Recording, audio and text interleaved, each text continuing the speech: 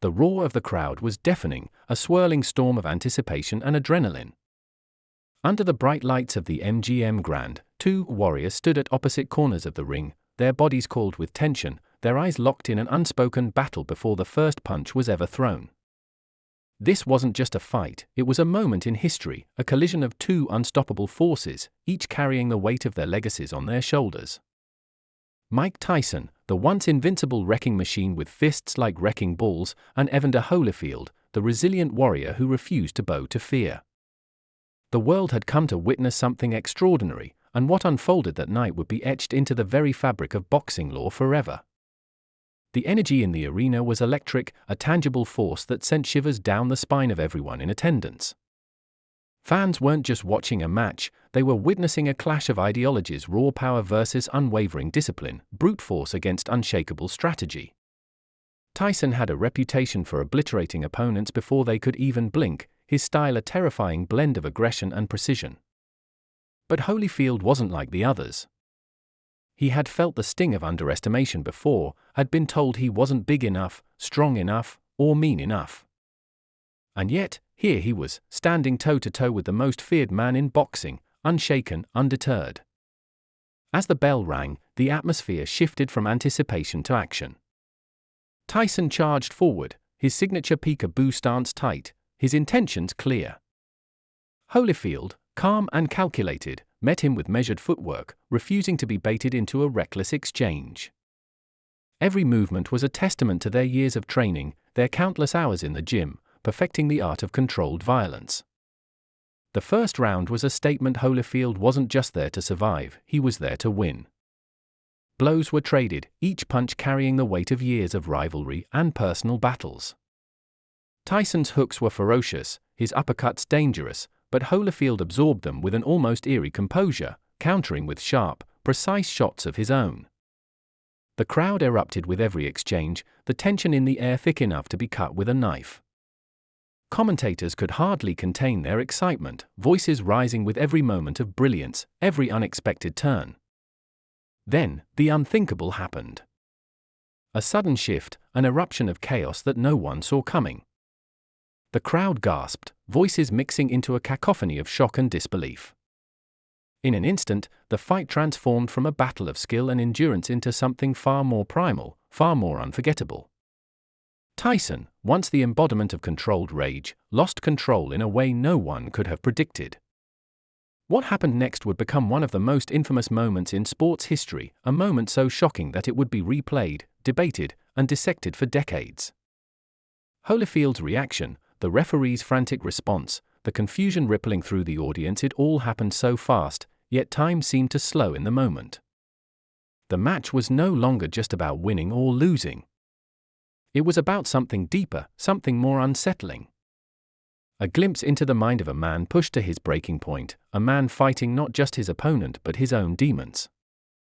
And as the dust settled, as the stunned silence of the crowd turned into an eruption of disbelief, one thing became clear: this was no ordinary fight.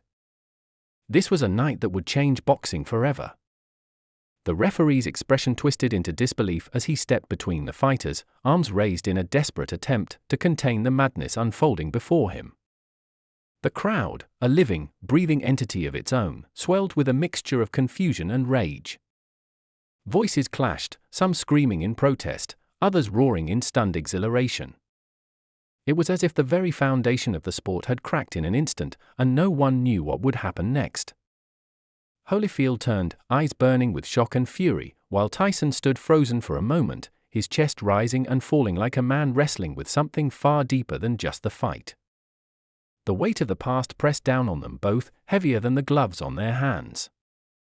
Tyson had not always been the uncontrollable force the world saw in that moment. There was a time when his name was spoken with reverence, when his rise to power had seemed almost mythical. From the streets of Brooklyn to the grandest arenas in the world, he had bulldozed his way to the top with an intensity that made even the bravest men falter.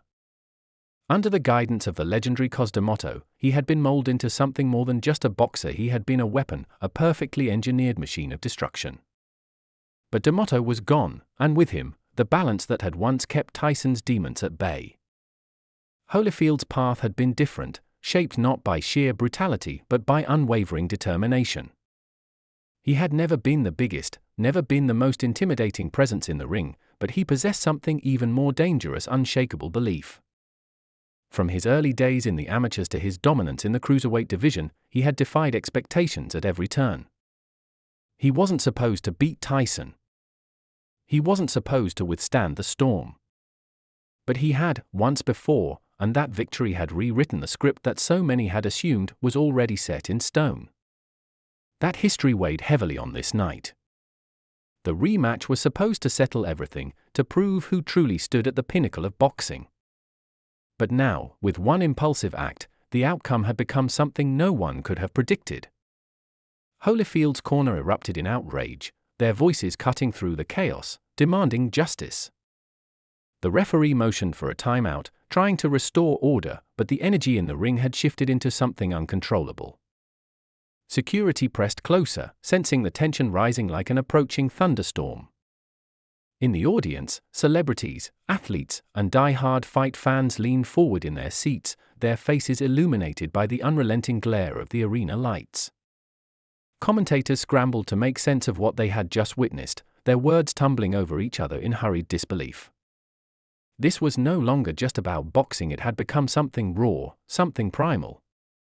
And yet, beneath the spectacle, something deeper stirred in Tyson's eyes. It wasn't just rage. It wasn't just frustration. There was something else, something that had been building for years, waiting for the moment to erupt. For all his strength, for all his ferocity, there was a part of him that had always been fighting ghosts. The echoes of his past, the betrayals, the losses, everything had led him to this moment. But what had snapped inside him? What had pushed him beyond the edge of control? Holyfield, steady even in the face of the impossible, watched Tyson carefully, measuring not just his opponent's next move, but the man himself.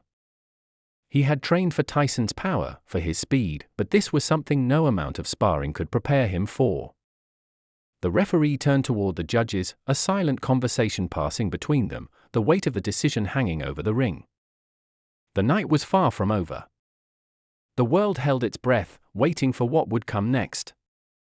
Tension coiled around the arena like an invisible force, tightening with every passing second. Holyfield shifted his weight, his breath steady despite the chaos. Across from him, Tyson's chest heaved, fists clenched so tightly his knuckles turned white under the fluorescent lights. The referee signaled for a decision, but before he could act, Tyson surged forward again. It wasn't a punch, not an official move, but a lunge driven by something deeper than competition. Security spilled into the ring as the crowd erupted, a sea of bodies pressing forward, desperate to see what would happen next. Holyfield's corner roared in protest, pushing their way toward the ring apron. Trainers, officials, even members of the broadcast team scrambled to keep control, but the moment had already spiraled beyond anyone's grasp.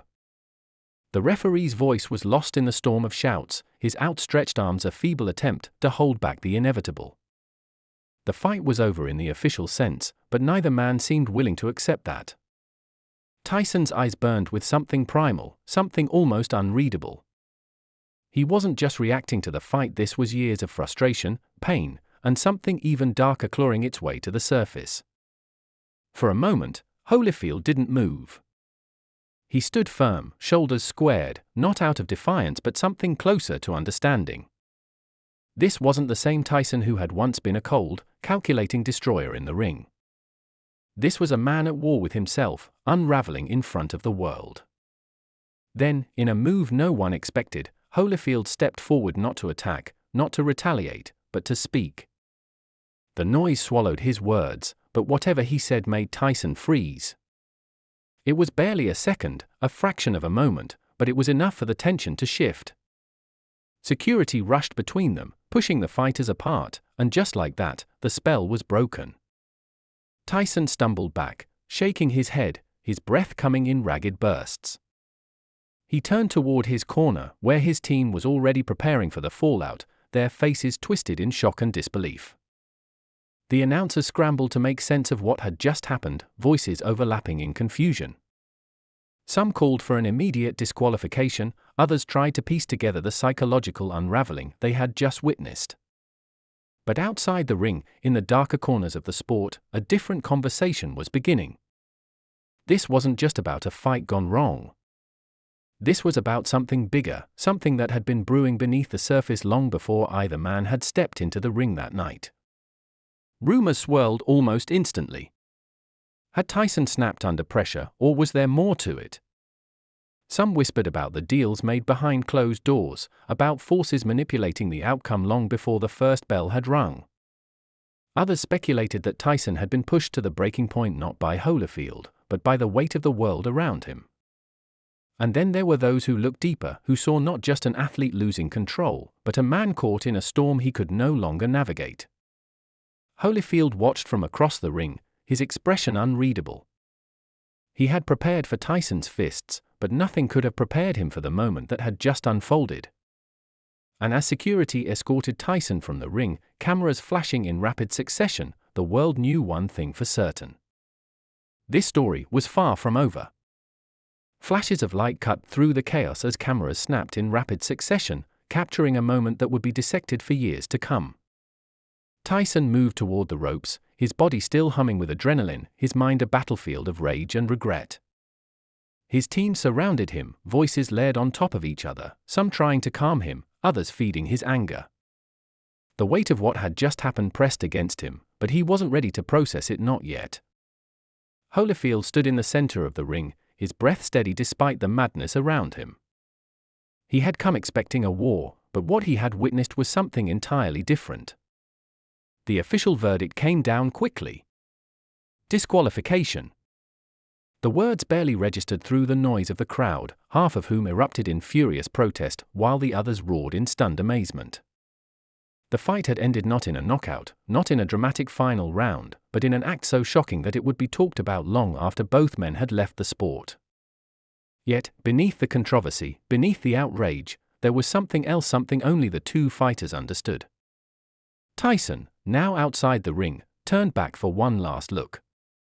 His eyes locked onto Holyfield's, and for a moment, everything else faded. There was no hatred there, no lingering animosity. Just two men who had given everything to the sport, only to find themselves trapped in a moment neither had anticipated. Then Tyson did something no one expected. He nodded.